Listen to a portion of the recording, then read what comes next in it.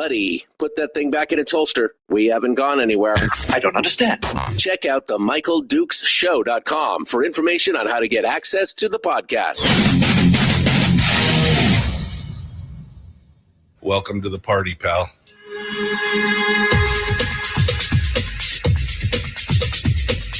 The Michael Dukes Show. The greed and the entitlement is astounding to me. What more could you want from a low-budget radio program? This is a dumpster fire. That was just BS. It is time to get a new perspective. We know just what you need, and we've got just the cure. Open wide and prepare for a steaming hot cup of freedom. I just don't fathom it. The Michael Dukes Show, streaming live across the world. Live around the world on the internet at michaeldukeshow.com and across the state of Alaska on this, your favorite radio station and or FM translator.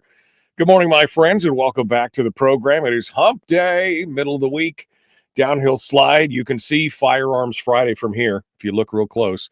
And we're going to have some great guests on Friday as well. Don't forget, you can join us for that, for our one-day-a-week discussion on guns and firearms rights.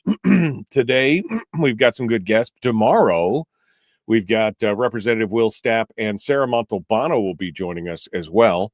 But today, we've got a lot of great discussions. We're going to be talking about the brand new documentary, which is coming out to PBS on the eve of Veterans Day, November the 10th, called The Last 600 Meters.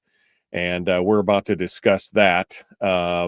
Don't forget to jump in and join us. You can also join us on Facebook, YouTube, or Rumble this morning if you like. We simulcast the radio show out there and have some great discussions with the chat room folks and the guests and more. So that's all happening. What's going on for the rest of the week? Back in November 10th, 1775, a guy by the name of Samuel Nicholas sat inside the Tun Tavern and put pen to paper and started what we know today as one of the greatest fighting forces in the history of the world. That is the U.S. Marine Corps. And that's where they got their start. And today they are at the pointy end of the spear for pretty much everything that the U.S. has done militarily over the last 75 years. While the other services are out there, of course, taking care of business and doing things, the Marine Corps always ends up seeing to be right there at the focal point. And this new documentary, which is directed and produced by Michael Pack, is going to tell that story. It's a 90-minute documentary looking back into the Iraq War, and it's going to go through two of the deadliest battles, Najaf and, of course, Fallujah. And the film tells the story of those battles, not through just a simple voiceover narration. And as a voiceover guy, those work pretty good. But what really works well is, of course, the one-on-one stories of the soldiers and Marines who actually fought in those battles. And so let's get down to it. We're going to start talking about it right now. Michael Pack joins us this morning to discuss, and he's going to give us the details on this and what we can expect here when this program drops in November here, right on the eve of Veterans Day. So let's welcome Michael Pack to the program. Good morning, sir. How are you? I'm good. Thank you for having me on your show, Michael. Well, thank you for coming on board. I watched the trailer for this, and this is some powerful stuff.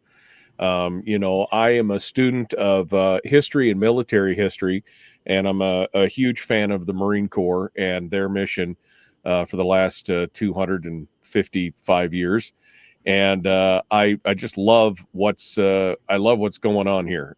And this story, I haven't seen the whole documentary. I've only seen the trailers because it doesn't come out yet until the 9th. But I would really want to impress upon people how powerful this was to watch this little bit of trailer, just a little bit of it.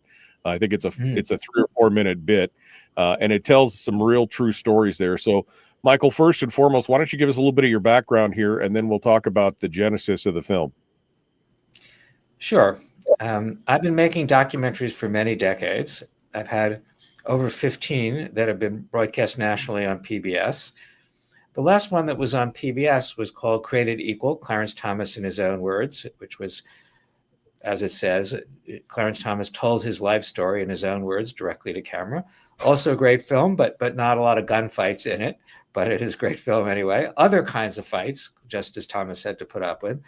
And that's streaming on Amazon for those that want to see it. And we have a bunch of others. You can go to our website, manifoldproductions.com, to see them. And our newer films are on our new company's website, which is palladiumpictures.com, PALLADIUM pictures.com. And we've done some new short documentaries with the Wall Street Journal that are available for free, and other things as well. Another thing that we have that I think your listeners might be interested in is we have an incubator program for young, up-and-coming, sort of non-woke, right-of-center filmmakers, where we give them a grant and we work with them over the years to up their skills. They have to be people who've done a few things. This is sort of mid-career. And they can find that on the Palladium Pictures website. And as long as they're in the United States of America, Alaska too, but not Canada, they can apply. Wait, not in Alaska too. We are part of No, the United States. It is in Alaska, not Canada. Alaska, but not Canada. Right. So that's our. People get confused. They think we're all part of a different country. That's what it's all about. I have spent time in Alaska. I love Alaska. You don't have to convince me. It's great stuff. Michael, tell me a little bit here about the genesis of this film. I mean, I'm sure that when you work on documentaries, obviously there's a pitch, there's a kind of development and everything else. What caused you to focus on these two, Najaf and Fallujah, two of the deadliest battles in the last 50 years, and of course two of the pivotal battles in the fight for Iraq. But what walk me through the genesis of this, how this came about, and how this all worked. Well, really, the genesis is unique in my experience. And Fallujah and Najaf are actually the biggest battles America has fought since Vietnam. So it would be in the last 50 years, really. And we aspire to tell the story, as you said, from the point of view of the people who fought there, not the politics, should we be in the war or not, and ground truth from the point of view of the people on the ground, from corporals and sergeants up to the one-star generals that were in command in the field. But it began, I began it many, many years ago, and during the beginning of the Iraq War, and I thought I was going to focus primarily on technology and warfare. But as I researched the film, I was really drawn to these battles and the sense in which, while technology is important, and you can see it in the film, it really came down to the courage, heroism, and grit of these young people. And as you say, these are mainly Marine battles. We do have special forces and an army involved too, but they're primarily Marine battles. And I shot the interviews with people in the battles in 2007. So the battles were 2004, the interviews were 2007. So they were still the same age they were in the battles, their memories were fresh, and we were able to capture that moment of history. And we finished the film a version of the film a couple of years later. And although I've had 15 films on PBS, and this one was principally funded by the Corporation for Public Broadcasting, it's the first film ever I've ever submitted that PBS declined to air at the time. They said it was too pro-military, not likely something to disturb you, Michael, but it disturbed them, I guess. Wow. And we begged them to put it on every few years. And now, 17 years after it was completed and 21 years after the battle, it's finally going to be broadcast. And I really thank the president of PBS for reversing the previous 17 years of decisions. And so we updated it a little bit, but not much, because I really wanted to preserve what these people said at the time. So I'm honored that now PBS is putting it on, as we've said, right before Veterans Day, November 10th, and the 250th anniversary of the Marine Corps. So it'll really be PBS's prime documentary to represent those two really important events. So we are honored finally to do it. And I actually think this is a good time to look back on these wars. No, I mean, 17 years. I mean, that kills me. It's too pro-military. We're just telling the stories of history. That's like saying we couldn't watch, Why We Fight or Band of Brothers or something because they're way too pro. I mean, that kind of blows my mind. But I'm thrilled that you're getting a chance to get this done. So I didn't realize you just said that this was all recorded. All these interviews were recorded in 2007. I did not realize that that's how long, how far back in the can this stuff had gone, which makes me even more interested in it now. Tell me about putting this together, and this is just about human stories, right? Like you said, it wasn't technology; it's more about human stories. That's right. I mean, you can see we have, for instance, an Air Force Special Forces, radio operator that's on a plane providing close air support, and she's in the film. And the close air support is important, but it was really the boots on the ground, especially the Marines on the ground. So to make the film, what we did, a lot of war films, they shoot these interviews with people and then they just use generic footage. But we went the other way. We found the footage that we thought were the key scenes of the battle, and then we looked to find the people in the footage. So people are talking about themselves in the footage, and you can see them. And because the interviews were so close in time, they look the same. So you really get a sense of immediacy that you were there. And that took a while. It took a while to find the footage. It took a while to convince the people in it to agree to talk to us. And you look, these films are, joint enterprises, and I had a lot of help from my archive researchers and my associate producers and everyone else, but it took a long time to put it together. And I was really upset that it wasn't broadcast. So I'm really happy now, 17 years later, after the first version was completed, that is on the air. But it's unique in my experience. I hope I do not have to wait another 17 years for another film. It's right. It's too long to wait. I'm getting too old to spread them out by 17 years. Well, my middle son works for me, and he remembers when the film was made when he was a little boy. So, it's really... Well, it's ironic that time. They funded this film, and then they funded it just to put it in the archive. I mean, that's just kind of crazy, never to see the light of day. We spent all this, we spent money to produce it and take it and get it done and polish it up. And yet, well, that was nice. Let's put it on the shelf. Feels a lot like the whole Raiders of the Lost Ark thing, stuffing it back into the warehouse, right? Getting the word out there. Indeed. It's like archaeology to revive it. But really, it was, even though I was unhappy that they wouldn't put it on for 17 years, and I went back periodically, it actually took courage for the president of PBS to reverse that. Yeah. Well, so it's easy not to. I think these are stories that need to be heard. Like I said, even as a young man, I was fascinated by the stories of valor and and of camaraderie and brotherhood. Fighting against. I mean, at that time, I was mostly focused on the tail end of World War II. And a fight there that was a global fight against oppression and fascism and genocide, and that to me was just one of the most amazing. When they say it's the greatest generation. You truly see it in a lot of those fights. And then as I got older, to see these things, and then to see my friends and brothers go out and fight, in Iraq and Fallujah, and across the Afghanistan, it was heartening. And so I'm super excited. Now, you just mentioned, you mentioned the forward air controller, or the ground combat controller. Is that the Angel of Death? Is that who you're talking about? The Angel of, is that, there's a story behind that. There's a story behind what I just said, but I mean, is that who you're talking about? Well, no, she's just one of them. Her name, their name, I never found out her real name. Her code name was Basher. And Okay. she was the one, she was not the gunner on that plane. She was the radio operator, so that the people on the ground that needed close air support, that needed her to take out an insurgent stronghold, they would be on the radio to her.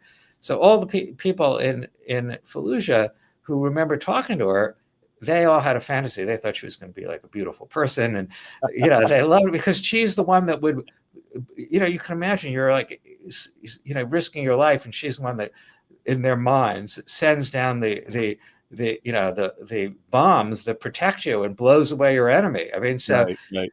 So when we interviewed her, they all wanted to come to the interview, which, because she's special forces and anyone who wouldn't do it anyway, we didn't let them do it. And I thought, well, boy, they'd be disappointed anyway. She's probably, a not especially attractive, overweight person. And she was really an utterly beautiful African-American woman. I mean, utterly beautiful. They would have all had their fantasies realized. So if they still remember and they can watch it now, they can see her. She's really the only woman in the film, as it turns out. The others were mainly men, or men, really. But you mentioned World War II. We had the experience early on of showing it at Quantico to recon Marines who were veterans of World War II. So these are these guys, I mean, here, the best of the best who go into these islands, like Iwo Jima, ahead of the other Marines. Right. I mean, they were really heroic. I mean, they're really Marine Special Forces, even though they're technically not. And they were saying they could not do what the young Marines in the film did. I mean, they were so moved. They said, when we got onto an island, if we saw anybody who looked Japanese, we killed them. I mean, that was all there was to it. And the same for them. Any Japanese person who saw us, they'd just kill us. Right. So it wasn't a lot of thinking. These young people have to decide, is this woman here, is she someone who needs my help? Is she hiding an IED or a suicide vest? Is this guy a friend or an enemy? They've got to be nice to some and kill others. I mean, they were saying we could not do that. Yeah. And they often we're asking people who just out of high school to make these kinds of decisions, 18, 19, 20-year-old men. I mean, it was really, you see it in the film. I mean, it is very moving. And I was moved to see these Marine veterans, these heroes of World War II, so impressed and moved by the film. I mean, I showed them the film and there was like dead silence in the room. And I thought, maybe, I don't know, maybe they were bored or something. Right. But, they were just too moved. There's this big pause and they started talking. So I think your viewers will feel the same. And these are really incredible battles, but very different from World War II. I mean, although we don't deal with the politics, you can see the effect of the politics on the ground. So the first Battle of Fallujah, some of you viewers might remember, it began when 4 Blackwater contractors were killed, burned, dragged through Fallujah, and then hung from a bridge. And that image went around the world, these charred American bodies hanging from a bridge. And actually, against Marine advice, they decided to clear out Fallujah of insurgents, and they sent them in.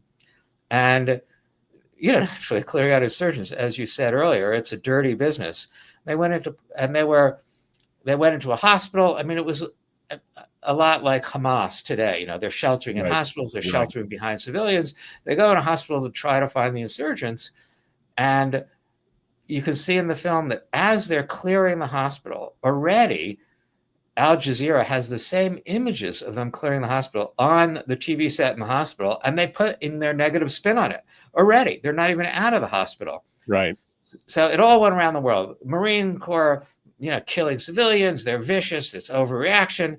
So then they halt the attempts to clear Fallujah. They just halt midway through, and they start negotiating with the insurgents and make a deal to pull out of Fallujah and let kind of the insurgents run it, more or less.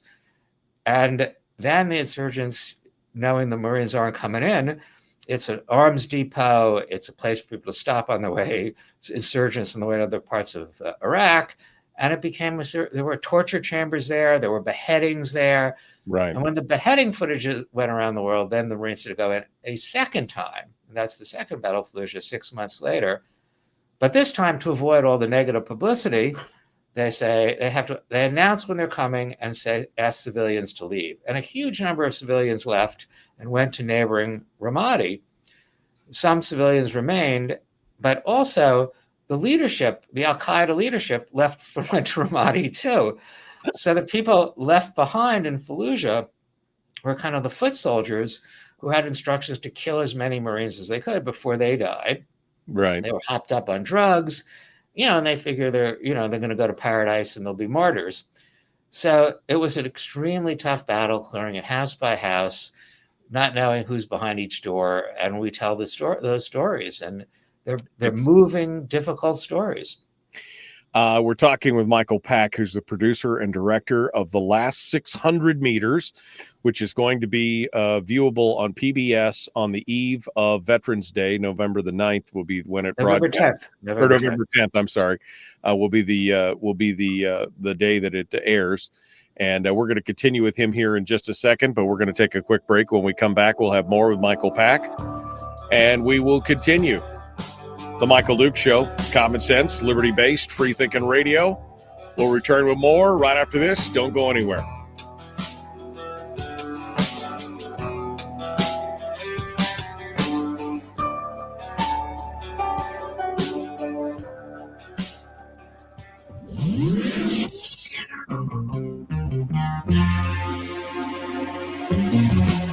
Running on 100% pure beard power. Oh, also some coffee. We dip our beard in coffee. Ha, nice beard. The Michael Duke Show.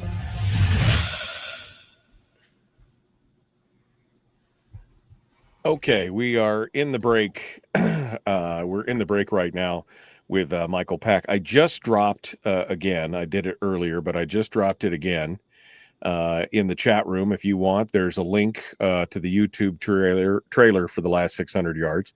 So make sure you follow that link in the chat room there.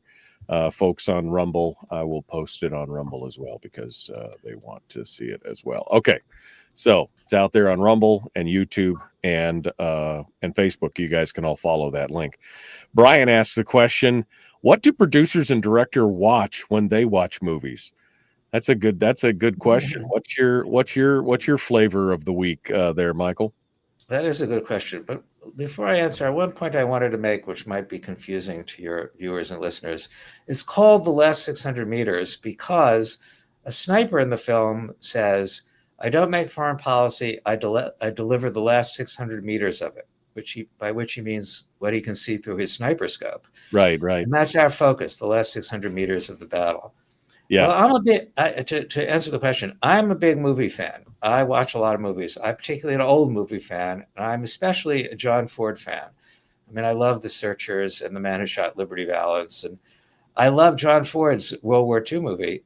They Were Expendable. I recommend it to everybody. It's not a traditional war film. It's got John Wayne and Robert Montgomery, and they're operating on the margins, PT boats and small boats, and you see that people who are not the normal heroes are heroic in that war too, and I think a great film.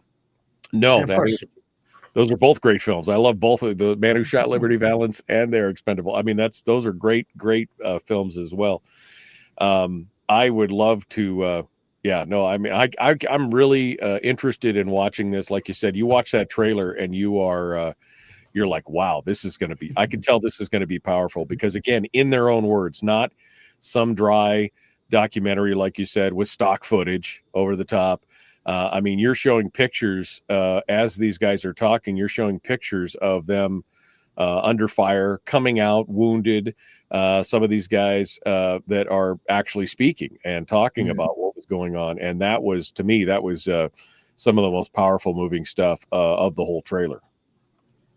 Thank you. I mean, I think that's right, and when you see it in the context of the story and what they're doing, it's all the more moving. The Second Battle of Fallujah culminates in a firefight at something they call Hell House, where you see a group of Marines who are pinned in this house. They're clearing them Fallujah house by house, and they go into one house, and Marines get pinned by insurgent fire from above, which is the worst kind of fire to be caught under. And Marines go in and they get pinned, and they have to find a way to get these wounded Marines out of there, and you can see them struggle. And in the end, Lieutenant Jesse Grapes and another man go in. They have to go through a window with bars on it. To get through, they have to take their Kevlar off, climb through the window. So they're going into this killing zone with no armor, and these guys cross that kill zone to pull people out 4 times before they can clear the house. And then they finally, talking about close air support, once cleared, they can bring in close air support or a tank and blow it up. But it's really, it doesn't do justice to talk about it. I mean, my ability to talk about it, is very limited, compared to the people who are there and seeing the footage of them there. I mean, we have in that particular instance photos taken by, I think, a brilliant still photographer, Lucian Reed. And he's going into Hell House with his camera. He's going into the kill zone. And not only is he risking his life, but he's composing what I think are beautiful, if I may use that term, pictures. And I have to say, I mean, I conducted the interviews and edited or directed the film and oversaw the editing, but more heroic people than I were there filming it in Iraq. Not Right. me. Well, I'm definitely excited to see it. We're 25 seconds from rejoining the radio here, and so we'll get back on board, and then we'll continue with Michael Pack, producer and director of The Last 600 Meters. Please like and share, folks. Like and follow. Subscribe, ring the bell. Let's get more people involved in this. Let's share this with your friends. Let them know that this is going to be coming out. One of the few good reasons to watch PBS here in the coming days, I guess, is what I have to say to that. Let's get to it. Here we go. The Michael Duke Show.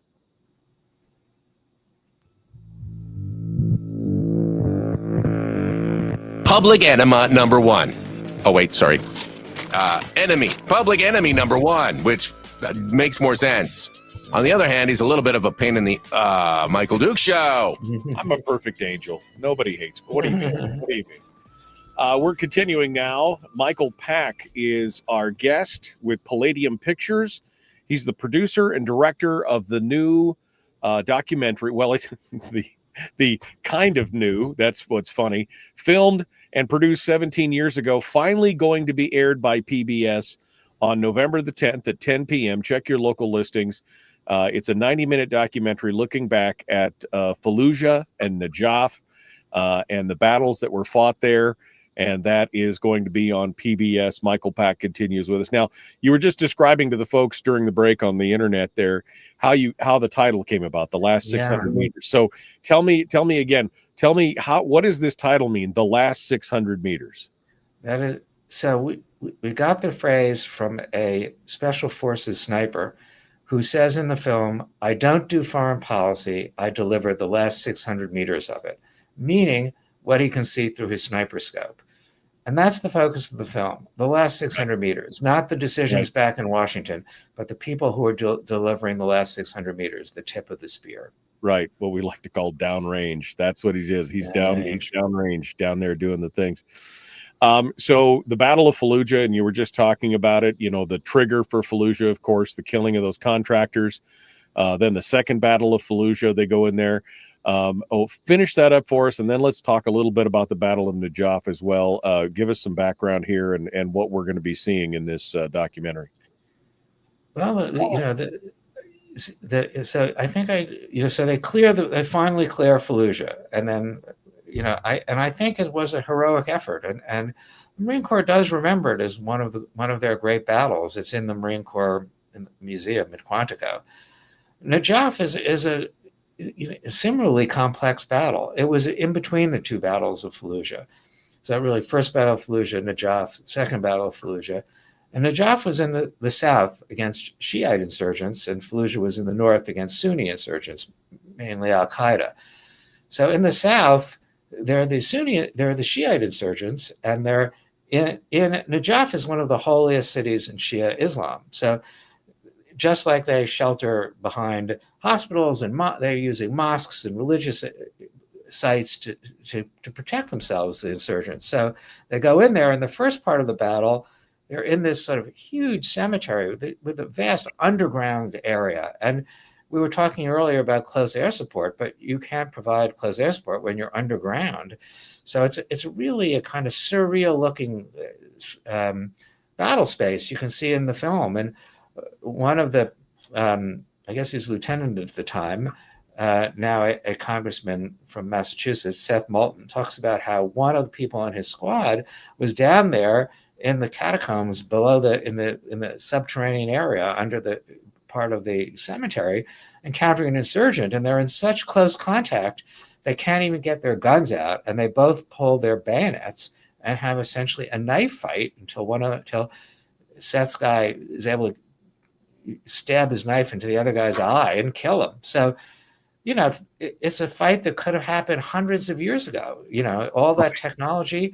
It's these two people struggling, fighting. It could be almost being, the Trojan War. It's a classic battle, and it came down to that in these places like Najaf and Fallujah. But after clearing the cemetery, all the insurgents gathered into the Imam Ali Shrine, the mosque, the central mosque of Najaf, and that they knew we could not actually, American troops could not enter, let alone bomb. So they were trained. They trained Iraqi commandos to go in to the shrine, and they're getting ready to go in. And at the last moment, another Shiite leader comes and he says, "I'm going to handle it." Sistani, and the battle's over, and Sistani, it becomes just a negotiated settlement, and the insurgents live to fight another day after all that battle. So these are complicated at every level: political, religious. There are all these complicating factors, and you could sort of see it play out. And in between, we see special forces preparing the way by going after high-value targets, and they have another level of heroism. Right. Well, and it's interesting because you talked about how initially you thought that this film was going to be about the technology of the war, and it ended up being about the personal stories. But I have to think, as we look at this, we had filming during World War II, combat footage. We had filming during Vietnam, or Korean Vietnam, but this was the first time where it was almost, like you said earlier, in real time, right? Where we had videography on the ground and things like that, where this kind of stuff was live and in color, right? I mean, this is a whole deal. How do you think that technology has changed the impact and reporting of war as the people, the outside, the civilians in the world see it? I think that instantaneous factor is very significant, just as you said. And we were talking earlier about John Ford, who we both like, and who did a documentary on the Battle of Midway, a great naval battle. But he didn't really finish it till months and months after the Battle of Midway. And John Ford actually faked some footage. Even though I love John Ford, I would not do that as a documentary filmmaker. But then I'm not a genius like John Ford. So it's so different. It is so different today. It's not only instantaneous now. It was sort of fast in Vietnam, but now we have social media. So it's spun so quickly. It's not just that the image are out there, but they're being spun by one group or another. As I mentioned in the first Battle of Fallujah, Al-Qaeda was able to get our footage off the satellite and put their spin on it instantaneously. So Americans are hearing the enemy's spin immediately. We didn't even have that in Vietnam. I mean, the military tried to control the flow of images to some extent, but you still heard journalist views, but you didn't hear the North Vietnamese view so fast. I mean, this really changed it. And so there was you have to deal with this sort of international condemnation. It's something like what Israel has to deal with now. They're attacked by Hamas, they respond, and right away the world condemns it before they're even able to complete their mission in Gaza. So I think that's really changed warfare, and especially with counterinsurgency warfare, where you're also dealing with the hearts and minds. As we were saying earlier, that was not so much a problem in World War II, but it was an issue in Vietnam as well. Yeah, no, I think exactly. And I think, again, that goes back to the other side of the last 600 meters, all the diplomacy and the politics and everything else. And it truly affects it, because when the politicians back home feel that pressure, where they're seeing that, the insurgents' viewpoint or the insurgent spin on something like that, and then it really makes it tougher on the troops on the ground. Like you said, they're trying to deliver the foreign policy, and yet they're getting stymied. They get all the way up to the mosque, but no, you can't take out these insurgents. They live to fight another day and kill more of your brothers, somewhere down the road. And that's got to be a frustrating thing for a lot of these Marines and soldiers. You can really see it in the film. You can see it. They talk about it. Yeah, in that first Battle of Fallujah, one of the people was saying, "Yeah, we were shooting them one day, and the next day we're supposedly shaking their hands." Right. It's hard to take. Yeah, and those are people who killed and wounded their brothers. So it's really a tough political space that we ask them to inhabit. Yeah, absolutely. We're going to continue here with Michael Pack, director and producer of The Last 600 Meters, which is going to be airing on PBS on November the 10th. at 10 p.m. So check your local listings, and hopefully it'll be available outside of that on stream shortly thereafter for those who want to watch it on demand. Again, coming up on the eve of Veterans Day. We're going to continue with Michael Pack here in just a second. Don't go anywhere. The Michael Duke Show, common sense, liberty-based, free-thinking radio. We return with more right after this. Don't go anywhere.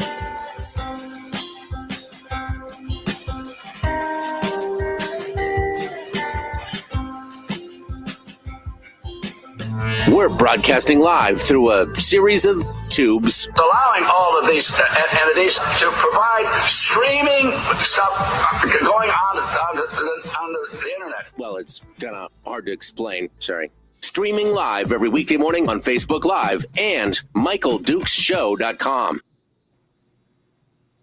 Okay, we're continuing now. Michael Pack is our guest. We're just going to have a few more minutes with him here on the other side when we get back. Let me see if I can pick up some questions out of the chat room. I saw a couple good ones. David asked, has Michael followed up with any of the Marines to see what or where they are at today? Again, this film is 17 years old, so you said you updated it slightly. Is there anything like that? Have you followed up with any of these folks later on? Well, what we've done is we're having a premiere screening in Washington, D.C. tomorrow, actually, and we've invited all the veterans, and a handful of them can make it, which is really nice. So I've been in touch with a few of them over the years, but I haven't seen them in a while, and I think the group that are actually coming to Washington haven't even seen each other in many years. So I will find out more in a couple of days. But they've had, they've all, the ones that I know, they've had marriages and divorces and children. They've had a complicated life. And some of them have stayed in the military for a long time thereafter. One of them, for instance, was in the reserves for a long time. One of them switched from the Marines to the Army Reserves. The Marine loyalists would consider that betrayal, but he went from being enlisted in Marines to an officer in the Army Reserves. So I haven't had a chance to really talk to them about what they think about the war, and I may not tomorrow either, but I hope to follow up and see. And I know that a lot of them have wanted to show the film to their families. We were talking about this a little bit, Michael.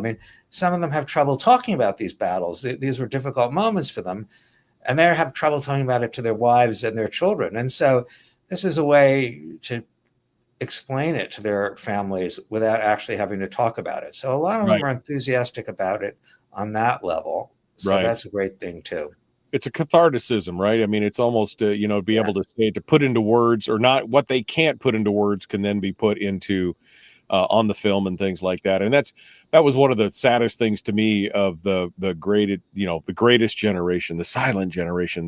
They went there, they did that, but they very rarely talked about it. They didn't get that interview. They didn't get the documentary with their firsthand account kind of thing. And there wasn't a whole lot of that. And that's a shame, because those are some of the stories of basic daily heroism that we miss, that really, I think, could benefit us as a society and as a public. Very true. Very true. So we should take advantage of the ones we've got, which are the more recent ones.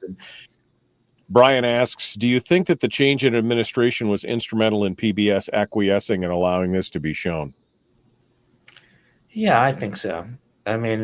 They would not say so, but I think so. Yeah. I think that the pressure that the Trump administration put on public broadcasting made them more alert to the fact that they need to have a more diverse viewpoints on their air. Now, I don't actually feel that I am myself politically conservative. I don't really feel this is a politically conservative film. I really don't.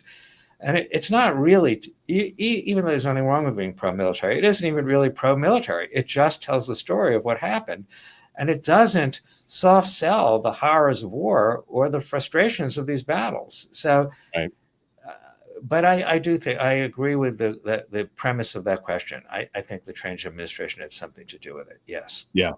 Well, again, and not a bad thing. Again, I find it. Somebody said, "Well, why are you're surprised that they're anti-military? That PBS is?"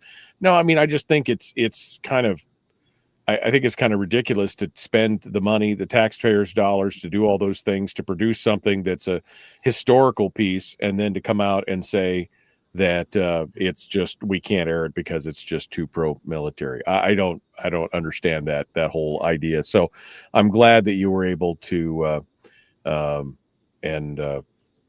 glad that it was able to come out, and we're looking forward to it. Yeah, I mean, it was courageous, it was courageous of the president of PBS to reverse those 17 years and say yes, and I am grateful for it. Yeah, no, and like I said, I look forward. Now it's going to be on PBS, and for those of us who are out in the boonies and don't get access to some of that stuff, is it going to be on streaming later on? Is it Immediately? It'll be on Prime. You can get it on Prime and probably other platforms too, but it'll be on Prime Video right away. So they can watch it on Prime. We should make that point again. Perhaps. Yeah, no, absolutely. When we get back, we'll make sure that people know that and can see it, what's going on. All right. We're about 45 seconds out. We're going to continue with Michael Pack. I appreciate you sticking with us, Michael. This is, I love this kind of conversation, and I'd love to see what else is going on. So we'll finish up and we'll hit some of the highlights of this, including the ability to stream it, and et cetera, et cetera. Folks, do me a favor. Please like and share, like and follow. Let's get more folks involved in this conversation.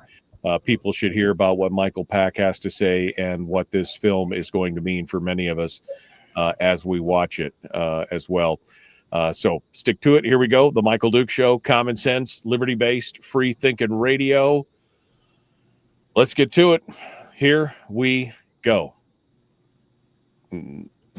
If you missed the show, you can listen to it on your time with Dukes On Demand. Oh, and it's free. Like America used to be. Streaming live every weekday morning on Facebook Live and MichaelDukesShow.com. The Michael Duke Show. Not your daddy. Wait, sorry. Not your daddy? Ooh, not your daddy's talk radio. Whew. I was scared for a second. Thought we were going down. Here's Michael Dukes and the show. That's right. Not your daddy's talk radio, nor do I play him on TV. Welcome back to the program. It is the Michael Duke Show. A little different conversation today. We're continuing with Michael Pack, who is the producer and director of the documentary called The Last 600 Meters. It's a 90-minute documentary that's going to air on PBS on November the 10th that covers the two deadliest battles of Iraq, and that is Najaf and, of course, Fallujah. And it tells the story through the eyes and the interviews of the men and the women who participated in that. Now, this is also going to be available. Not only is it going to be broadcast on the 10th on PBS, you're saying it's also going to be available on Prime pretty much right away, right, Michael? Yeah, it'll be on Amazon, I think, right away. If not the 10th, then the 11th. I'm not 100% positive, but it'll be available on Amazon and probably and other platforms as well right away. So if you miss it on PBS, you do have that other option. Right. And this is this is not just this is not in a vacuum. This thing has won some serious awards. Tell us a little bit about the merits that the film has won. Well, it won the highest honors of the Hudson Institute Film Festival, and it won the Founders' Choice Award of the GI Film Festival, and that was sort of way back when in its initial. When we were trying to get PBS, use those awards to try to get PBS to put it on the air. I'm confident that it'll continue to win awards. And as I said, we've done over 15 documentaries. They've all won awards and been broadcast nationally on PBS. And your listeners can find them on either our website, manifoldproductions.com, MANIFOLD productions.com, which has our older films, including The Last 600 Meters. And for our newer films, palladiumpictures.com, PALLADIUM pictures.com. And we have a lot of interesting films on history, politics, culture. So I encourage people to go. And they're all available in one form or another of streaming. Right. we'll find links for them there at those websites, manifoldproductions.com and palladiumpictures.com. Michael, one final question about this documentary. What's your hope, as you build a film like this, and I'm sure it has kind of a life of its own and a direction that it goes, and then you get to the final edit. What do you hope that people's takeaway is on this? What do you hope that people come away with after watching the last 600 meters? And what do you hope the insight and what kind of feelings do you want to leave folks with? I want them to understand this kind of warfare. I mean, we often think, well, we don't want to fight this kind of war again, but you're often sucked into this kind of warfare, just like we were talking about Israel and Hamas, whether you like it or not. I mean, the most sort of cinematic wars, like World War II, as you were saying earlier, Michael, I mean, that's the wars people think they want to fight. And we're preparing to fight a war, and we should be, with China, our near peer competitor, and that will be a different kind of war. But in the interim, you tend to have these little wars, these counterinsurgencies, and they've been around since Roman times, and they'll be around again. I mean, they're there in Gaza, as I said, and in Ukraine and elsewhere. And when people understand that kind of warfare, I don't think you can avoid it all the time, but you should be careful before you say yes to it and understand what you're saying yes to. That's one thing I want to take away. And of course, I want people to admire the heroism and courage of these veterans, these young men and women who put their lives on the line. Whatever you think of the war, we should honor their sacrifices, which they asked us to do, whether you like the war or not. And I think now, 17 years later, it's easier to see that without a political lens. Yeah, no, and I agree. And like you said, it's easy to be, getting ready for the next big war. But it's always the little ones that we get sucked into. I mean, we didn't want to be in Iraq. We didn't want to be in Afghanistan, but they brought it to our shore, right? Israel didn't necessarily want to fight in Gaza, but they attacked. And so it's not necessarily what we want. It's what we need to do. And like you said, these wars have gotten harder and harder over the years, whether it was Vietnam, where they were using the same thing, civilians in villages as shields and child soldiers and things like that. Same kind of thing going on in Iraq and Afghanistan, a whole different type of warfare that people were just not, it takes a mental toll, a bigger mental toll, I think, in some ways than straightforward warfare, where, who the enemy is.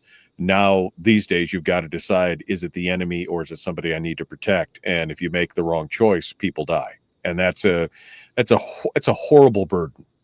It's a horrible burden. It is a horrible burden, especially for these young people. Yes, absolutely.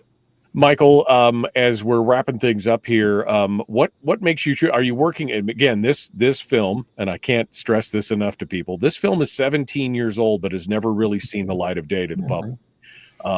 Because of politics and everything else, but now it's coming forward. So what else are you working on, Michael? And what do you regard? I mean, obviously you've had projects between now and when you produce this, but how do you choose the projects and what's your next big thing? Well, the most recent big thing before this was a Created Equal, Clarence Thomas in His Own Words, which was a biography of Clarence Thomas, still available on Amazon. That was nationally broadcast on PBS a few years ago. But now in our new company, Palladium Pictures, we are developing a series of short documentaries with the Wall Street Journal opinion section. The first two are available on their website, and they're currently not behind their paywall, and they're free at wsj.com/opinion docs, or you can find them through Palladium Pictures. And we have 3 more coming. One of them has a war theme. We're doing a short documentary on the withdrawal from Afghanistan, the other end of these wars. And that is an important story. It's another story that people don't want to think about. Oh, man. I want to know more about that specifically, because that was such a poo parade. I just can't, I mean, I can't, that's fascinating. I'm sorry. Go ahead.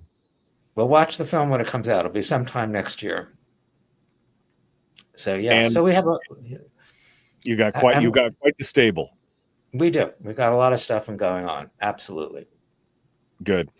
All right, Michael Pack, producer and director of The Last 600 Meters here. We're down to the last 2.5 minutes. So I just want to kind of give you the floor. If there's anything I didn't cover or any questions you wanted to expand on or anything else, I'll give you the final pitch here to the audience as to why they should be watching this and, what the takeaway should be or any other thoughts that you might have. Michael Pack, producer, director of The Last 600 Meters. Well, I think they should. I think people should watch it. I think they should encourage, especially veterans, to watch it, or people. But really, it's targeted for the general audience so that we can understand veterans, even though we've had a lot of interest from veteran groups.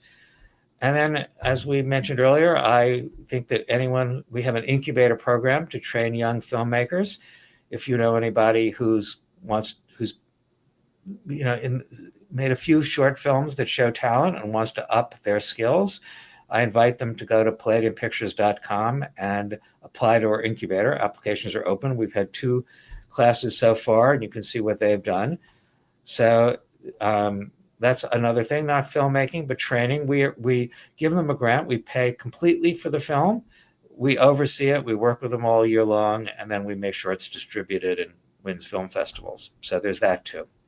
All right. Well, lots of great stuff coming out. Again, palladiumpictures.com or manifoldproductions.com, production.com for his older pieces. Brian's been kind enough to link those up in the chat room for me here throughout the show. And again, one more time, I'm going to drop the link. You can find the trailer on YouTube for this film. It's called The Last 600 Meters, The Battles of Najaf and Fallujah. And you can just Google that on YouTube and you can watch the trailer. Go out there and check it out. Like I said, the trailer has got me sold. I want to find out what's going on. And Michael, I can't thank you enough for telling this story.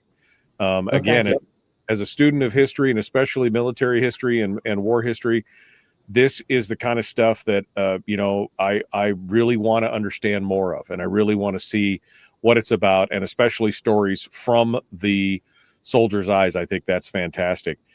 So I appreciate you coming on board and sharing with us this morning. Thank you for being part of the show. Thank you. Thank you for having me on. A very interesting discussion. Thank you, Michael. Yep.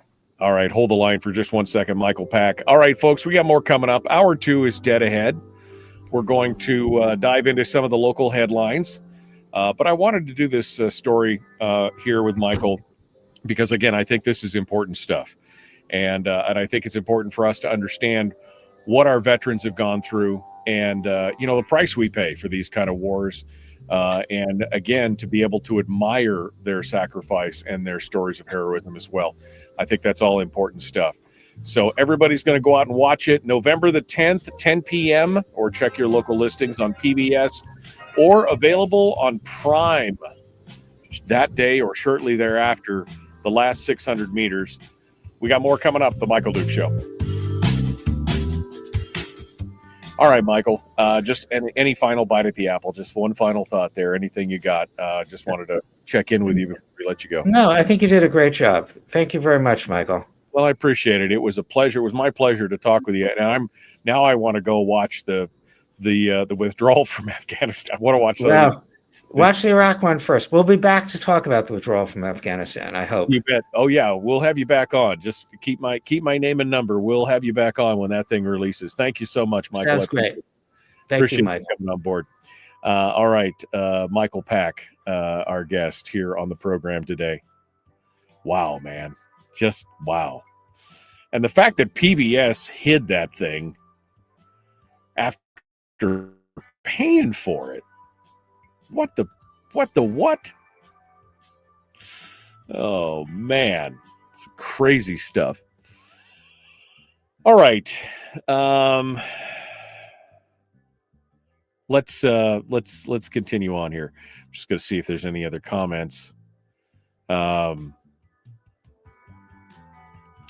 going back up here, see what else is going on. Bill says his son talks about Afghanistan. He was a Marine, or he's a Marine, and he said, but you could still see the pain in his eyes. Yeah. No, absolutely. Yeah,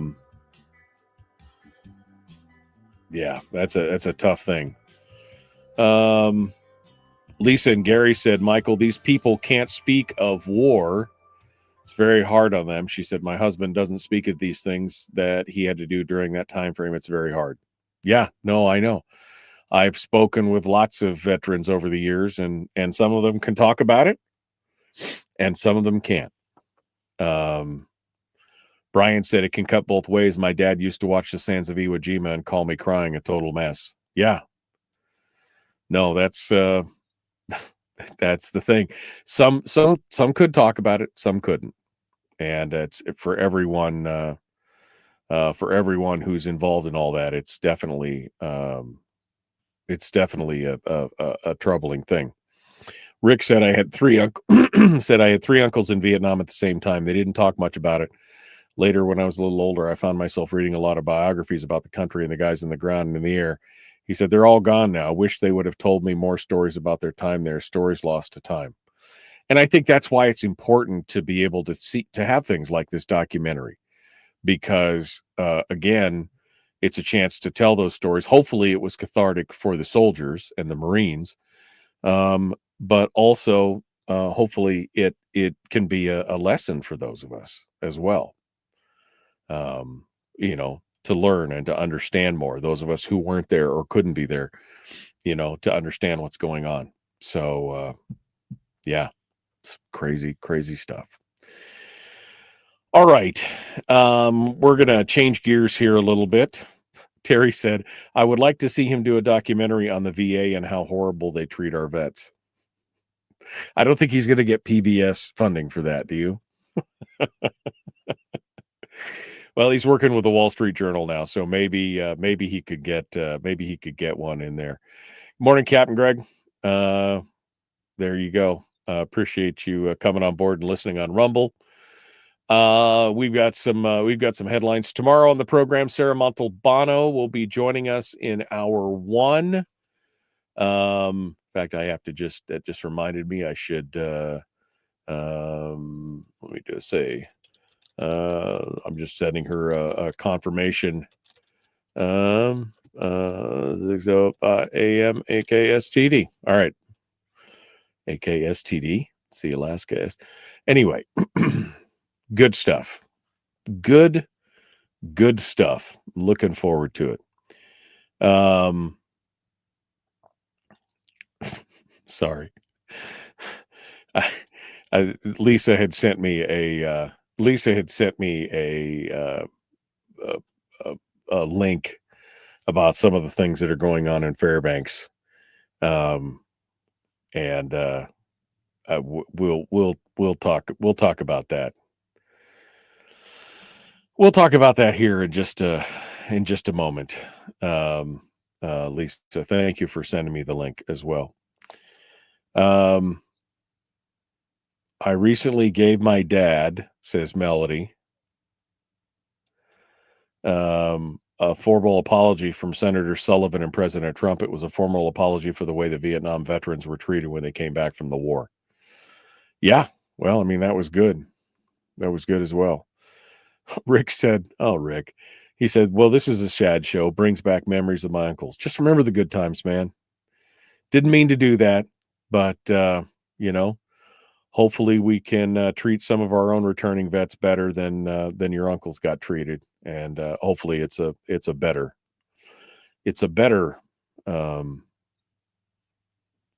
set of memories than anything else. All right. So headlines, including this discussion. I got to bring this over here, including this discussion on the outsized impact that left-leaning groups are having on the Fairbanks community. I mean, I asked a lot of people this last weekend, why, what's going on with Fairbanks? Why are things happening the way they're happening? And I think the general response was apathy or frustration. People are they don't want to participate anymore. They're just too frustrated for what's going on, which that in and of itself is frustrating for us. We're out here fighting the fight. People are giving up. We need not to give up. That's what needs to happen. All right. We're going to continue the Michael Duke Show, Common Sense Radio.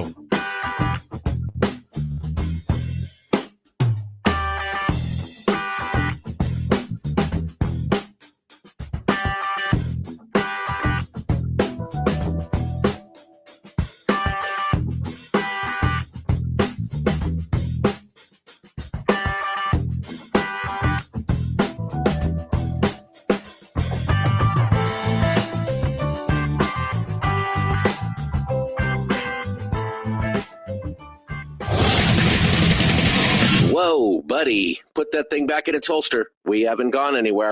I don't understand. Check out the MichaelDukesShow.com for information on how to get access to the podcast. Welcome to the party, pal.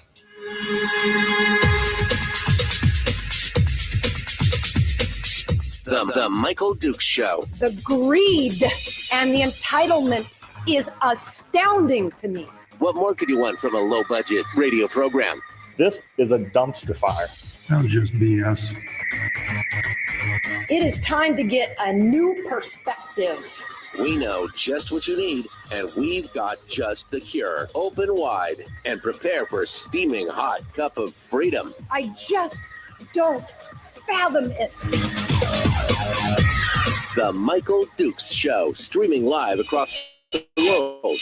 Live around the world on the internet at michaeldukeshow.com and across the state of Alaska on this your favorite radio station and or FM translator. Hello, my friends. Welcome back to the program. It is the Michael Dukes Show, and it's the Wednesday edition of the show. Thank you for coming in and joining us this morning.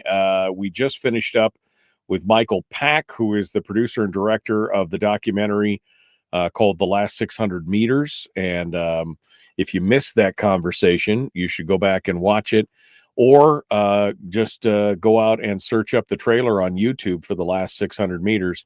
It is powerful. It's powerful, and I'm looking forward to it being delivered and broadcast. Apparently, it's going to be on PBS on the 10th of November at 10 p.m., but then it'll be immediately available on streaming services as well. So I'm going to be watching that. I got my watch list all set up for the 10th or the 11th for when that drops down on Prime. I look forward to seeing that. In this hour, we're going to be going over some headlines, but before we get into the headlines, I want to give you the lowdown for tomorrow. On tomorrow's program, we're going to be talking with Sarah Montalbano, who's going to come on board and talk with us about the Ambler Road project. We're going to talk about micro minerals, the true impact of jobs in the whole green or sustainable industry, and more. It's going to be a full hour of discussion with one of our favorite guests, Sarah Montalbano, and she'll be with us tomorrow at 6. And then at 7 o'clock, Representative Will Stapp is coming back on the program to give us another update about defined benefits and some of the other battles that we're going to be fighting in the upcoming session. So tomorrow is a full show, and then of course Friday is Firearms Friday. We're going to be doing a lot more stuff on Friday as well. So pay attention to that. We got a winter warning, a high winds alert for the folks who are listening out in Kodiak. Winds up to 75 miles per hour, 45 to 55 with gusts up to 75 for the entire island of Kodiak until 1 p.m. this afternoon. Loose debris, damage to property possible power outages, traffic and travel will be difficult. As this strong low front moves north into the Gulf of Alaska, it's bringing strong easterly winds across the entire island of Kodiak this afternoon. And there's also moderate to heavy rain is going to accompany that as well, up to 2 inches. So just a big heads up for folks out there in Kodiak. And I hope you guys are got everything battened down out there. You're gonna need it. All right, well, some big headlines here that have come out. One that kind of caught my attention. I hadn't even heard about this, but this is, in fact, this is my first hearing of what's going on. The governor quietly added a project to the ferry system's 20-year plan. I mean, this is kind of the first that a lot of people were hearing about it. It's $100 million project. And he did so without consulting the Alaska Marine Highway Operations Board, which apparently is not copacetic, not legal. The State Highway Board has now produced a report because they said they were going to. They said no. They're what did they call it? A corrective actions report. Members of the board unanimously on Friday, they voted to send Dunleavy and the legislature the corrective action report. This project, the proposed Cascade Point Ferry Terminal, $100 million project that was put in without the oversight that's required by state law, has got some people scratching their heads and raising some questions. The State Department of Transportation earlier this month published the long-requested economic analysis of the Cascade Ferry Point Terminal. This is after that they already had signed a $28 million contract to begin work on the project. The economic impacts of the new terminal, according to Ed King, friend of the show, are contingent upon speculative yet potentially significant industrial development opportunities. And added that the marine highway system's operational savings alone do not justify the capital cost from a pure financial perspective, but the value of broader public sector benefits should be considered. This terminal position, this Cascade Point, is 28 miles north of Juneau. I don't know what else is there. I don't know why there's a ferry terminal there, if this is for ancillary connectivity or more. The administration added the project quietly without consulting the board. When asked why the transportation department didn't, do what they were supposed to do, Shannon McCarthy said the board, which was created in a statute during Dunleavy's tenure as governor, is not an oversight board. It's an advisory board, which is fine. But Alaska law states that the ferry system's long-range plan must be prepared and revised in consultation with the board. So I know there's been a lot of infighting back and forth on this kind of stuff between the legislature and the governor. And I don't know if this is just another continuing, blip on this battle radar or what. But the fact that he put this into the plan without consulting the board, when it says pretty plainly, and I know sometimes you just want to do things because, you can't tell me what to do. But when the law actually states, and I'm quoting, in consultation with the Alaska Marine Highway Operations Board, and then you don't consult them, that's a pretty tough road to hoe. That's a pretty tough thing to stand on. Anyway, we're going to see what happens with it. But again, they've already signed a $28 million contract to begin construction. A draft of the long-range plan approved by the operations board earlier this year called for the continuation of a Cascade Point feasibility study, because we needed another study. But the final version of the plan, released without board review, replaced that sentence, calling instead for the continuation of the build-out of the ferry terminal. So we're going to see what's going to happen here. We'll see where it goes. But it just raises more questions. Is this a fight that you want to fight, Governor Dunleavy? I don't know. And nowhere in this article, like I said, this is the first that I was really hearing about it. But there's really no discussion as to what point this terminal serves. It does say the Cascade Point development is the latest in a series of initiatives by a succession of governors who have sought to extend a road from Juneau north up the Lynn Canal towards Haines and Skagway. The terminal, according to Dunleavy's officials, could be combined with a new road along the Lynn Canal to vastly shorten the journey from Juneau to the mainland. But the road's not even built. I mean, it's still in its initial planning stages. So we're going to build $100 million ferry terminal that currently goes nowhere. I don't know, man. I just saw this and I'm just like, why? Um, what's going on? Why are we fighting this fight of all the fights that are out there available to discuss and to battle over? Why are we fighting? And $100 million? It's not chump change. Okay. It's not chump change. It is some significant moolah. And the fact that they are already rushing ahead and have got the first initial 28 million signed,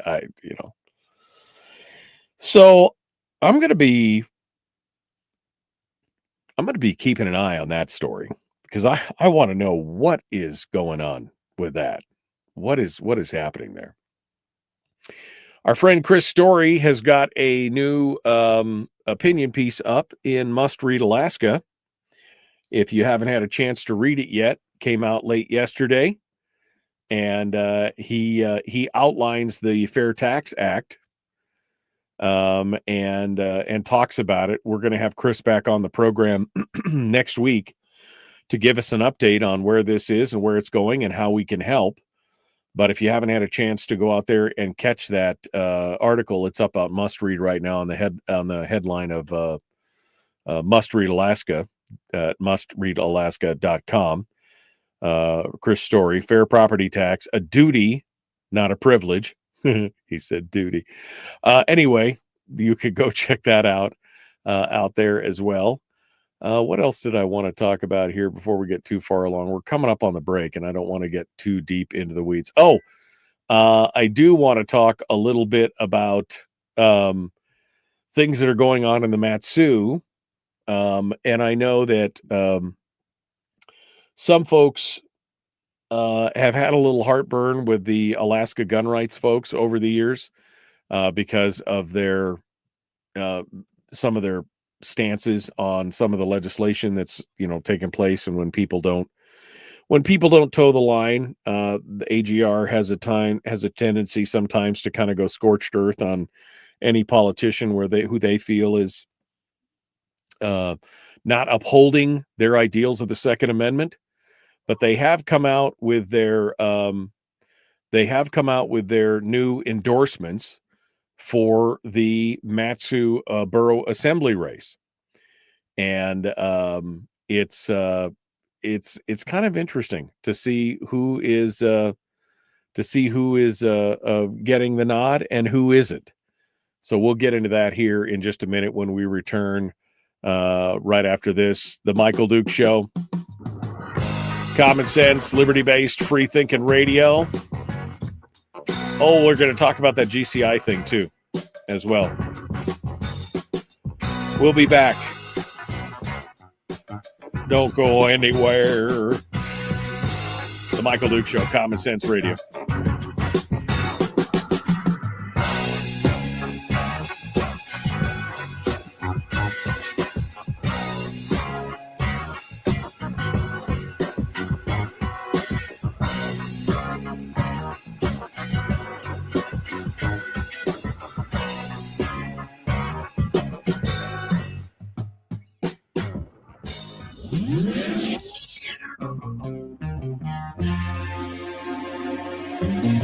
Listened to by more staffers in Juneau than any other show because their bosses told them to. And after what they just heard, oh man, they're going to be pissed. You're a bad, bad man. The Michael Duke Show.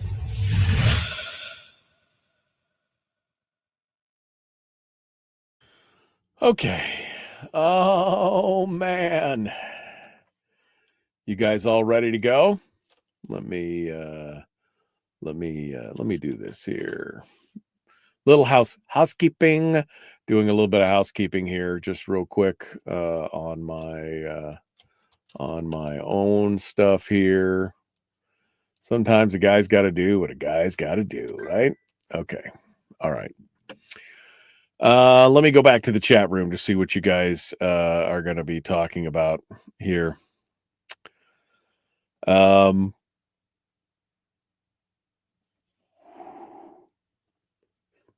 David says it's the Montalbano. Yeah, no, sorry. Brian said Montalbano Mondays, the Thursday edition. That was the first thing It was the first thing I had to say to her on the thing. I said, I know it's not Monday, but can you come on Thursday? She said, sure. Because she's sweet like that. David said we should have Sarah talk about the Chugach Electric new panel planned solar farm. Yeah, definitely we could.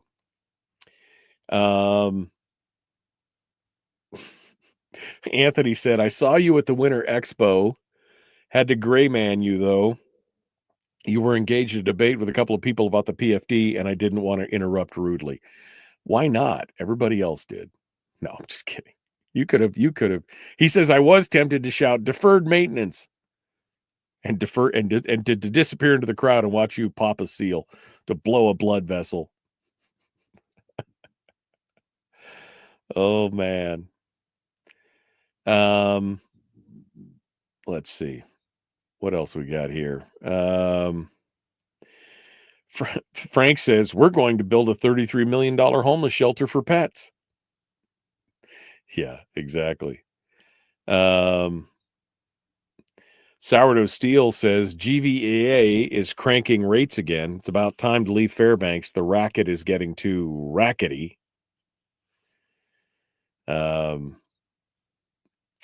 Melissa says, yep, now that they have all the people they need to make the vote happen, betcha they break ground this summer. It's possible. Absolutely. I mean, it could be done.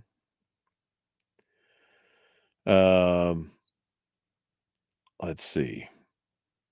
The FNSB will use the surplus cash in the savings account. Excuse me. There's only there's not enough to build the whole puppy palace out of the savings account. My understanding is that there's only 27 million or something left in there. That's not enough, especially if you're required to leave an operating buffer. There's just not enough. The Watchman this morning, the alphabet people going to take over Fairbanks. Yeah, we're going to get into that article here in just a minute. Lisa was kind enough to send that article over to me. I caught it, but I didn't read the full crux of it earlier. So we'll talk about that here in just a few minutes as well. Feel free to do it. All right. I'm just going through some of the headline movements here. Not yet. Okay. Something fun to talk about, said Sourdough Steel. Fairbanks Symphony Orchestra is playing the Jurassic Park soundtrack this weekend. That should be fun. No dinosaurs, though, right? Fairbanks, no dinosaurs in Fairbanks. Is Fairbanks the new Anchorage 2.0? Yes. Remember how I always talk about how people are like, oh, no, who cares about it? We don't need to talk about Anchorage. This is why. This is what I always say, right? As goes Anchorage, so goes the rest of the state, and we're seeing this play out in real time in Fairbanks, and that's a challenge, to say the least. Right there, that's a true challenge. All right, 5 seconds out. Here we go. The Michael Duke Show, Common Sense Radio.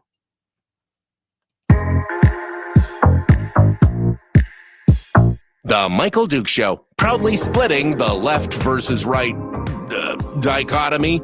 Yeah, I had to look that word up too. I don't think it means what he thinks it means. Here he is, though. That guy, Michael Dukes, the one with the show.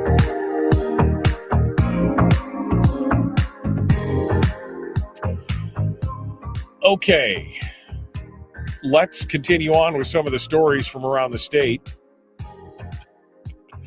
Apparently, for you folks in Fairbanks, the Fairbanks Symphony Orchestra has been doing a lot of self-promotion. Apparently, there's a T-Rex that keeps popping up on top of buildings. And that's to celebrate the fact that the Fairbanks Symphony Orchestra is going to be playing the Jurassic Park soundtrack this week. in concert. They're going to be doing all the music from the Jurassic Park soundtrack. So they've been dropping this T-Rex off on the top of buildings all over the place. That's great. That's fantastic. I think that is the kind of promotion that we need around here. So good for you. So if you're looking for something to do this weekend, the Fairbanks Symphony Orchestra is ready to blow your socks off. No dinosaurs were harmed in the making of this, though. I just wanted you to know that no dinosaurs were harmed in the making of this whole thing. All right, well, let's get started. Joel Davidson over at the Watchman has got an article up talking about the borough assembly race in the Mat-Su, which is going on from now until next Tuesday. Next Tuesday is early voting is going on now, but next Tuesday is officially election day for the Mat-Su. Can you not wait until all the elections align at once? Right? I cannot wait to see how, when they all align as one, and I can't wait to see what that turns out to be. This is on you, Fairbanks. The Kenai has now voted to change their official election date to match with the state's date. So the Mat-Su and the Kenai will now be aligned. So it's just up to you, Fairbanks, to complete the triumvirate of the other boroughs. That will just leave Anchorage and Juneau out in the cold because they've got this weird, wild, they're way off the calendar, right? But at least if we could get Fairbanks on board, although I don't think that there's a lot of interest from the progressive members of the borough assembly to change that date because it benefits them. It benefits them when they can get a smaller turnout. They don't want a large turnout. They want the smaller turnout. So we'll see what goes on with this. But the Mat-Su Borough Assembly vote is going on right now. Early voting is all right. And the Alaska Gun Rights organization has released a results of a survey that they sent to a select group of the Mat-Su Borough Assembly candidates. So 5 candidates who were all running for the Borough Assembly were sent a single question. And that question was, will you oppose an anti-gun range proposal? Would you oppose any anti-gun range proposal was actually the question. Sorry, I was reading it from the article, but I could see the survey right in front of me. Will you oppose any anti-gun range proposals? Michael Bowles and Michelle Hune are both running for District 1. Bowles, of course, has been on this program a couple times, unapologetically conservative. And he is an absolute and vehement, yes, he would oppose any anti-gun range proposals in the Mat-Su, which is fast becoming a big topic of conversation, both in the Mat-Su and in Fairbanks. This has been a challenge in Fairbanks as well, allowing people to do with their property what they want as long as they're not hurting anybody else. Hune, who answered the survey saying that, yes, she would oppose any gun range proposals, she didn't get the endorsement. Bowles did. She didn't, because the Alaska Gun Rights had discovered that she has a history of donating to anti-gun politicians, including Ethan Berkowitz, Forrest Dunbar, Mark Begich, and Les Guerra.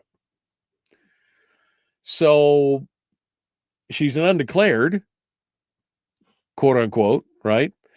And what was surprising to me is during the time when I was trying to pull people in for interviews, right? I sent out a letter to 126 or whatever different candidates. I sent an email to all of them to their registered emails and said, hey, we're offering you some equal time to come on and talk about your candidacy and what your issues are and everything else.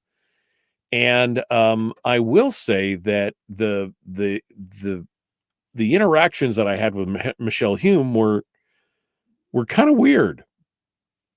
And in the end, because she at one point she said something along the lines of, well, I don't know if I want to come on right now because of all this controversy over, and I was like, controversy over what? I didn't really know what she was talking about to begin with.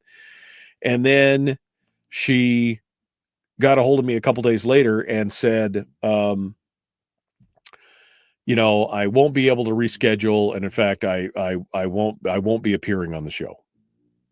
And she didn't quite say it that way because I had to ask her, are you saying that you're not going to appear on the show at all?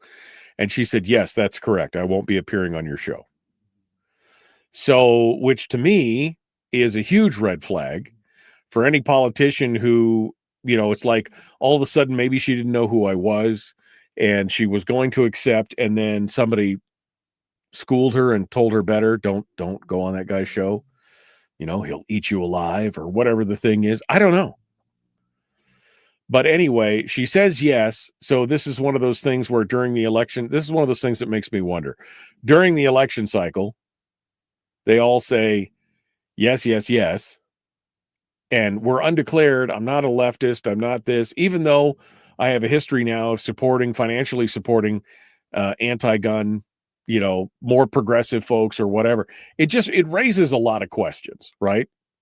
So anyway, in the District 1 race, Michael Bowles gets a endorsement from the Alaska Gun Rights Association. In District 2, you have Dana Raffanello, who is undeclared, and he gets the endorsement over Stephanie Nowers, who has a history of voting wrong on red tape anti-gun range resolutions and ordinances, and supported a mayoral veto against the ordinance repeal. She's the incumbent. Dana Raffagnello is a retired Marine, and he's running on one of the most conservative platforms in recent history. He describes himself as a principled conservative, and claims that the Republican Party in Alaska has abandoned conservative values, empowered Democrats in the state legislators, and failed to defend girls' sports, common sense bathroom policies, and parental rights in education. This guy's a firebrand. I love it. He's trying to unseat Stephanie Nowers, who's backed by the Matsu Democrats. She declined to answer the question. She declined when they gave her this survey. She voted against, she had voted against guns in the past, but she refused to answer the survey. She's got a history though on this already. So they do have a track record to work with on this. And then finally in District 4, we had Maxwell Sumner, who was on the program here before. It seemed like a pretty straightforward guy. Seemed like he was moderate to conservative in my estimation, but he's running unopposed. And he's a Republican with a backing of the Matsu Republican Women's Club and pro-life, but he also declined to answer the survey question. And so he didn't get an endorsement as well, but running unopposed, probably not going to be a problem for Maxwell Sumner. But maybe on one of these Firearms Fridays, we should dive into the whole issue because there's been some contention in the Matsu over these gun range things. There's been a lot of contention over people wanting to build ranges, either private ranges or ranges for public use. And there's been a lot of pushback on that. And I think we should be paying closer attention to what's going on with that. So we should be maybe we'll do it. Maybe we'll pull it apart and do a full Firearms Friday on it and talk about that. And then I heard about this because what we really need in Alaska is more expensive telecom services. What am I talking about? Well, GCI, or GCI Liberty, that's actually the name of the company, is now in the process of there's an attempted takeover, I guess I should say. John Malone is a Colorado billionaire, and he's one of the largest private landowners in the U.S., and he's asking the RCA. He's trying to take a controlling interest in GCI. He wants to buy up. He wants to take over. He wants to take over the vote. He basically wants to control the company, right? And he has asked the RCA, the Regulatory Commission of Alaska, which is the governing body for utilities and things like that in the state. He's asked them for a waiver to keep secret the financial statements associated with the proposal. They argue that public disclosure could cause financial harm. So he wants to take a controlling interest, but he wants all the things to happen in secret because he doesn't want anybody to know his business, apparently. Now, already, the more than 40 individuals commented against the proposal for the secrecy. Unfortunately, the comment period is now ended. 5 p.m. yesterday, the commentary period ended. And the majority of these 40 comments were each one uniquely written. They weren't form letters. They weren't just like a copy and paste thing. Many said that they oppose giving one person, according to the ADN, particularly a non-Alaskan, control of the company that plays a vital statewide role, providing services for more than 200 communities. As the chair of GCI Liberty, he holds 53.5% of the aggregate voting power, but his voting power is restricted to 49% based on agreements entered into by entities related to him. And so he's trying to take over a controlling interest. And we've already seen anybody who's had dealings with GCI over the last, few years have already seen some of the changes that have been wrought by the new owners as it changed hands the first time, and the outsourcing of the IT and a lot of these other things. And there's a lot of people who have been upset by some of the decisions that have been made. I don't know if Malone would bring it back to Alaska, or if this would be something that would be, if this would be something where he'd be raising prices to line his pockets, or is he going to try and bring it back to the way that it used to be with in-state support, customer service, all that other kind of things. Now, he was an early investor in GCI when the company was just starting out. And so he's been around for quite a while. And it'll be interesting to see what the RCA's reaction to this is. And if he does get controlling interest, what does that mean? I guess I'll just have to say at this point, I guess I'm just happy that right now I currently don't have any services but from GCI, because it's just the uncertainty, right? I don't know what's going to happen. And of course, since the sale to Liberty Broadband of Colorado in 2017, there's been a lot of changes, including outsourcing the call center to the Philippines and ending the cable TV and doing some other things people have been really upset about. So I don't know if this is a good thing or a bad thing, but the fact that anybody would want to keep all that's what bugs me. I mean, if he's going to do a good, if it's going to be good or bad for the company, the fact that he's arguing that they should keep all the financial stuff secret when it's all been open before, because this is a public, this is a utility thing. It's not a public company, but I mean, it's a publicly, anyway, you know what I'm saying, right? But the fact that they're arguing that it could cause financial harm, well, I mean, they didn't get a waiver on any of the stuff when it sold before. Why should we get it now? That's the question. All right. We're going to continue on here. I'm up against the break. I still got to get to this story about the Alphabet crew up in Fairbanks causing some crazy split to happen. So we're going to talk about that here in just a moment. Don't go anywhere. The Michael Duke Show, common sense, liberty-based, free-thinking radio. We return with more in just a moment.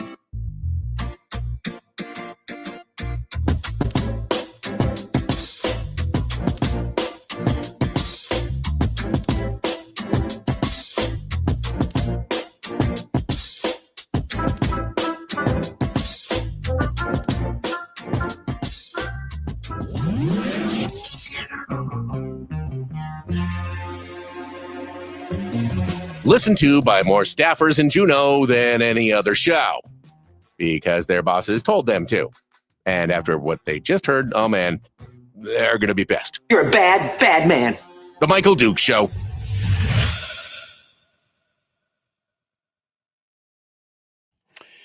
Okay. All right. I bet that T-Rex looked a little deflated this morning at 6 degrees, said Kim. Yeah, it was, it's a tough thing. Let's see. Sourdough Steel said, oh, this was in comment to my comment about aligning the voting days. Sourdough Steel said, it doesn't matter what date we vote. Republicans still won't show up because local elections don't matter to them. Ow, man. Ow.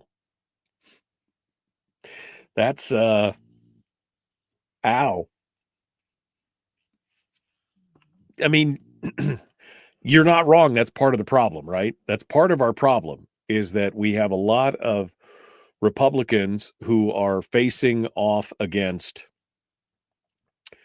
who are so focused on the national issues that they're just the local elections don't matter to them. They don't realize how much of an outsized impact. And look, this is how we got this way in Anchorage. This is how we got this way in Fairbanks. Because they are refusing to participate in the local stuff because they're so focused on what's happening at the national level. It's it's crazy.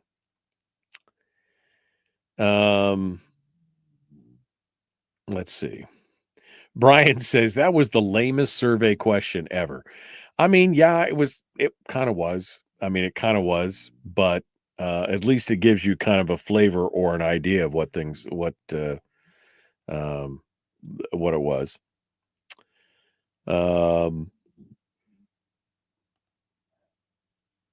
Brian's talking about the candidate up there. I don't know if he's talking about Michelle Hume or the other one.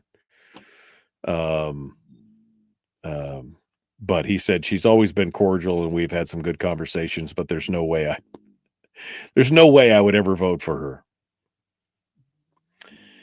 her. My calendar shows what? I just said my calendar shows next Tuesday is election day. That must be for the lower 48. No, that's for the Matsu and for the state and for us next go around down here on the Kenai as well, for sure. Sourdough Steel said, I dumped GCI years ago, never been happier with my ISP. Kim said, Starlink, here I come. Yeah. Terry said, isn't this a little bit like Treg Taylor not wanting to file APOC reports? I mean, kinda. Brian, though, he says there may be another reason. He said, I suspect GCI is in worse financial shape than is widely known. I mean, that's possible. It is possible. Let's see. I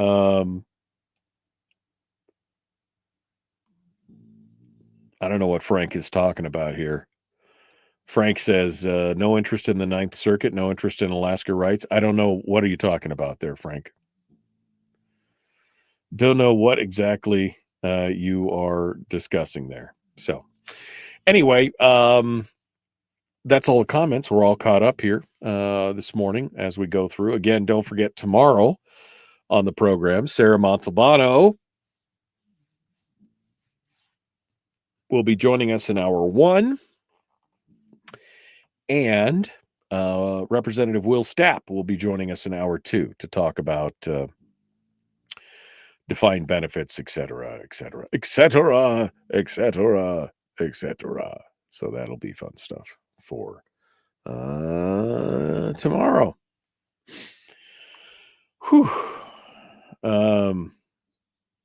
We vote on November 4th in the lower 48, says Renee.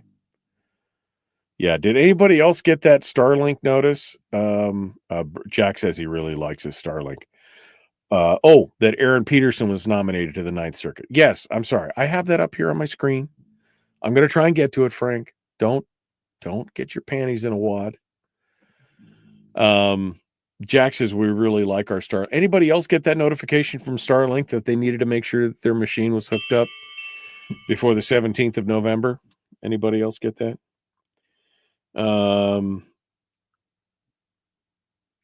Let's see what we can. I got it. Just said make sure you're all hooked up because there's an update coming up that you have to get on before the 17th, or it'll brick your Starlink. So if you've got a Starlink, make sure it's hooked up and pointed skyward before the 17th because there's a new update and it could brick your Starlink if you don't do it. So just FYI. Okay, 20 seconds out. Let's get to it. I'm a little all over the place this morning. I haven't had enough coffee yet. Yeah, Starlink is still a pretty good deal. Still a pretty good deal. Here we go. The Michael Duke Show. Common sense, liberty-based, free-thinking radio. Let's do this thing. Here we go.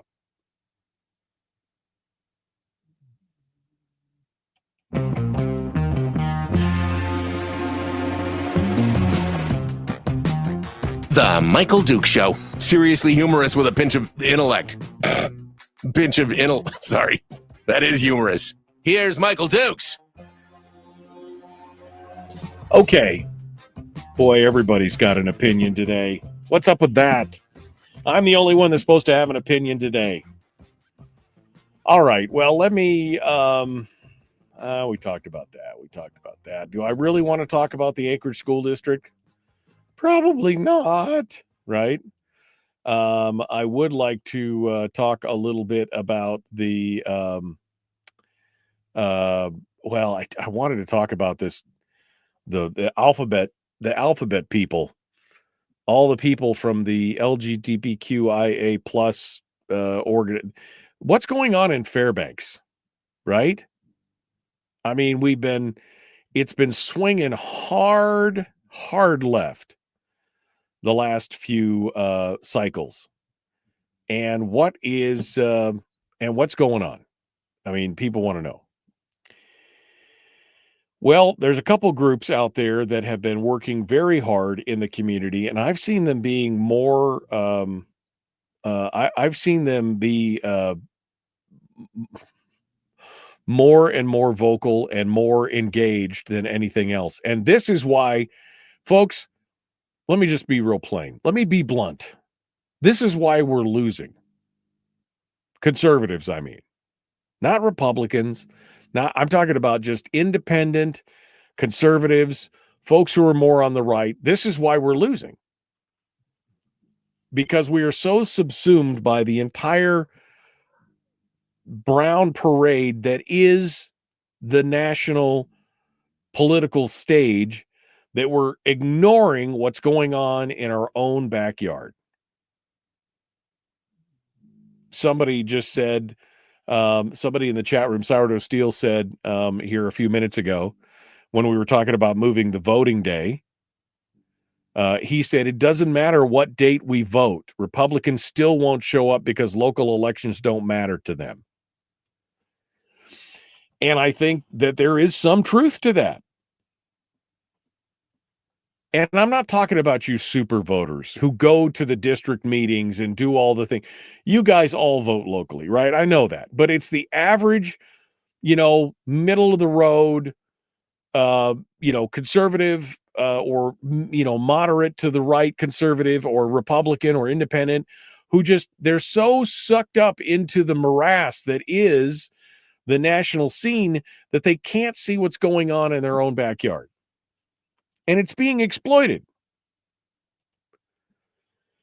You've got these new organizations, including this new group called the Fairbanks Climate Change Coalition, which is a group of radical environmentalists, far-left pastors, and diversity, equity, and inclusion adherents.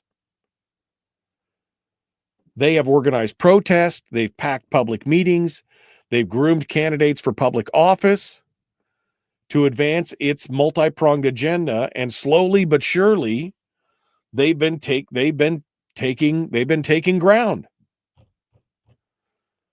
The group blends environmental alarmism with racial and sexual identity politics, according to the Watchman.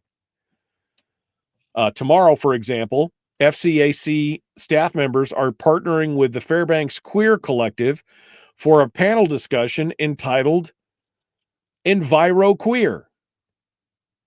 What? What? A panel discussion exploring the intersections of queer and environmental justice. I mean, how those two things go together, I just don't know. I just don't know.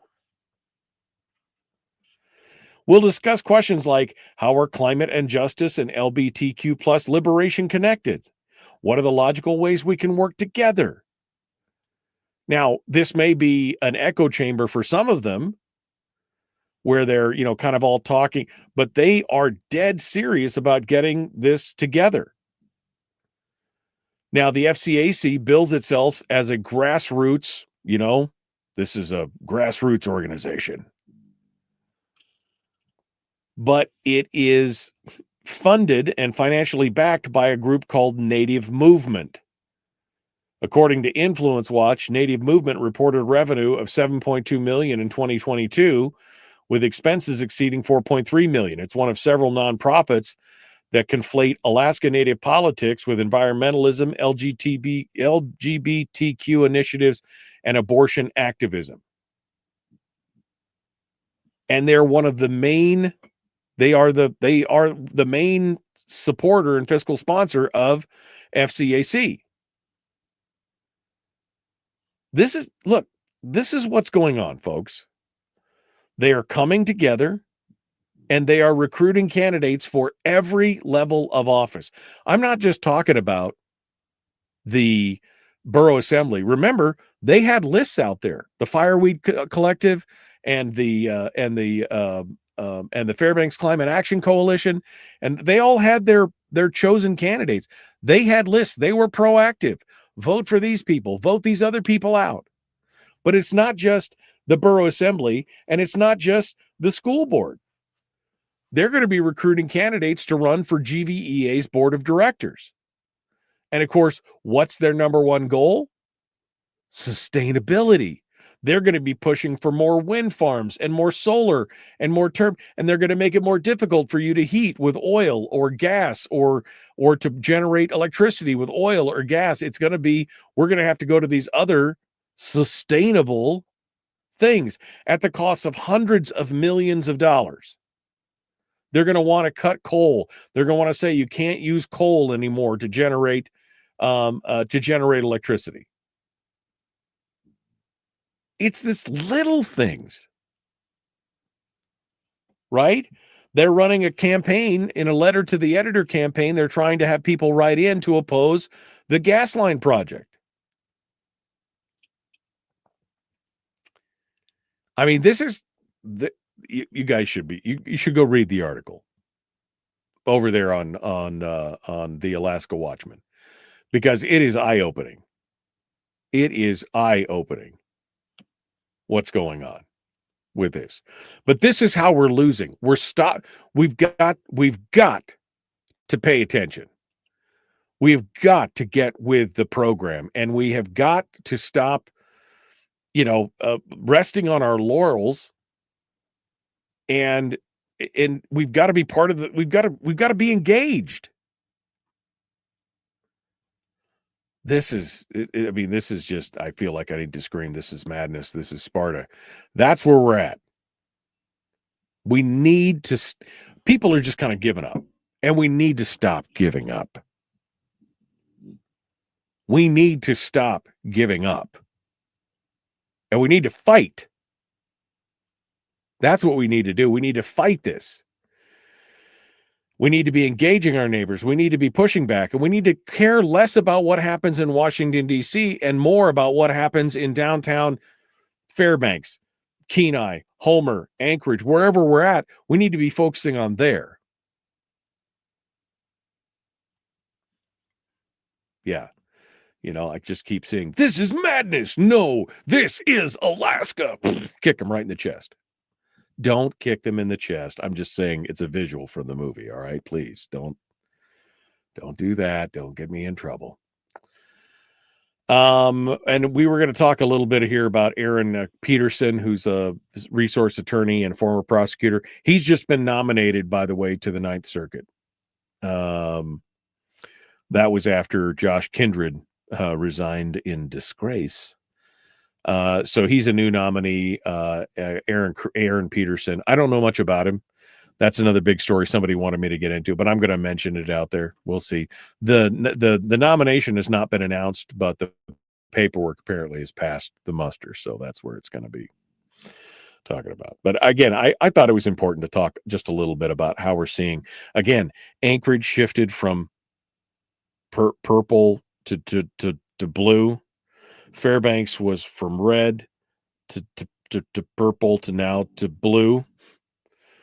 We're seeing it in Kenai, where the borough is red, but some of the communities, Homer, shifting kind of purple to blue, and the city councils in Soldotna kind of shifting purple. You know what I mean?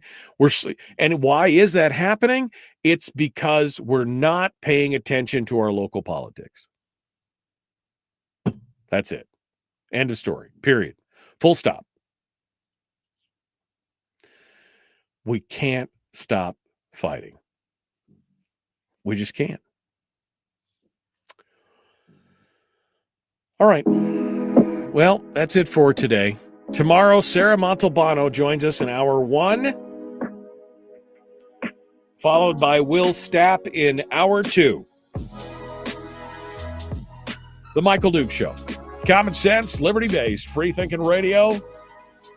Thanks for coming in and joining us. We will see you guys tomorrow. Be kind. Love one another. Live well. We'll see you.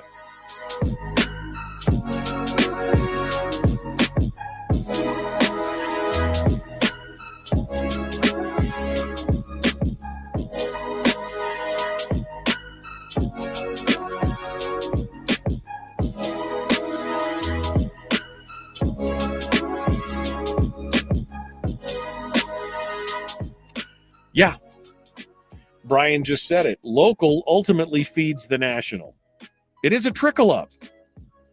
And Kim says the Dems have a handle on the local stuff. Republicans need to wake up. Yes, wake up. I mean, this is crazy, folks. Fairbanks is swinging so hard that way. And they'll be, if they have their way, there'll be no more money left. They'll bust the tax cap. Then what are you going to do? Right? All right, we got to go. We'll see you guys tomorrow. Have a great day, will you? Again, be kind, love one another, live well.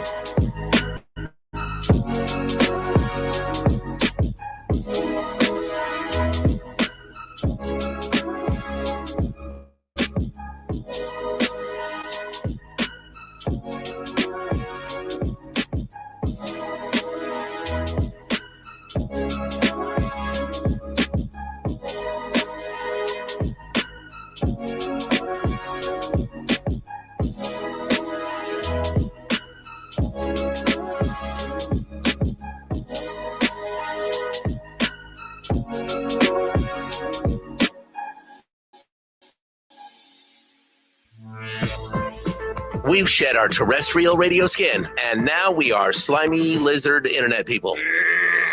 It's the Michael Duke Show.